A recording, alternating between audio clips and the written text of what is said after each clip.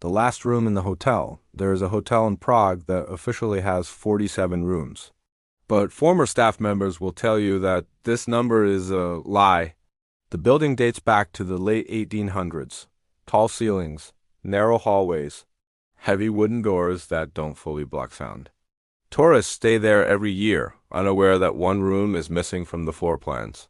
They call it the last room. The first recorded incident happened in 2006, when a night receptionist named Marek Novak noticed something strange during a routine system check. At exactly 2:26 a.m., the hotel management software briefly listed a room that didn't exist. Room 48. It appeared for less than 3 seconds before disappearing. Marek assumed it was a glitch. 2 nights later, a guest assigned to room 47 never checked out. The man's name was Samuel Price, an American tourist traveling alone. Security cameras showed him leaving his room at 2:24 a.m., walking calmly down the hallway toward the stairwell. He turned left. That direction led to a solid wall. But the footage shows him opening a door that should not have been there. He stepped inside. The door closed. Samuel Price was never seen again. Police searched the entire building. No hidden passages. No extra rooms. No signs of forced entry. The hotel blamed stress, alcohol, or a mental episode, but Marek started paying attention. Every disappearance followed the same pattern. Always between 2:24 and 2:29 a.m., always on a floor where the hallway felt slightly longer than it should. Always involving a guest who had complained earlier that night about strange noises, whispering, footsteps behind walls, a knocking sound that came from inside the room. In 2011, a British couple, Emma and Luke Carter, stayed in room 32. At 2:18 a.m., Emma called the front desk. "There's a door in our room," she said. "There's always a door," Marek replied. "No," she whispered, "a second one." "It wasn't here before." Marek checked the blueprints. There was no second door. At 2:25 a.m., the call disconnected. When staff entered room 32 later that morning, the Carters were gone. Their luggage was untouched. Their passports lay on the bed. The second door was no longer there. After that, Marek began documenting everything.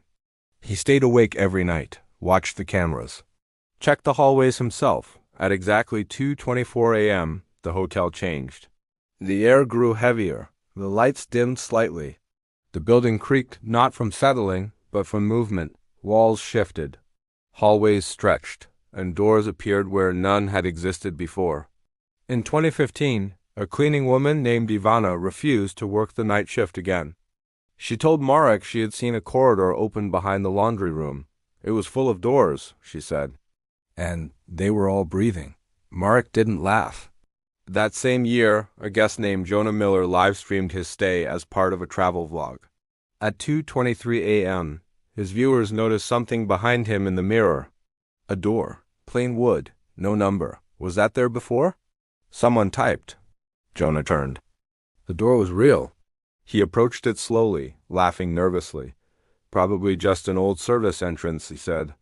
At 2:26 a.m., the door opened by itself. The live stream chat froze as the camera captured what was inside, another hotel room. But wrong. The walls were darker.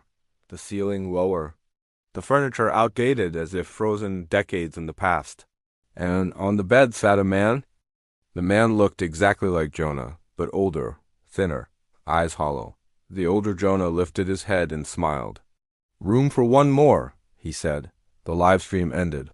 The next morning, Jonah Miller's room was empty. His channel remains online. The final video still has comments disabled. In 2019, Marek decided to enter the last room himself. He waited in the hallway outside room 47, watching his watch carefully.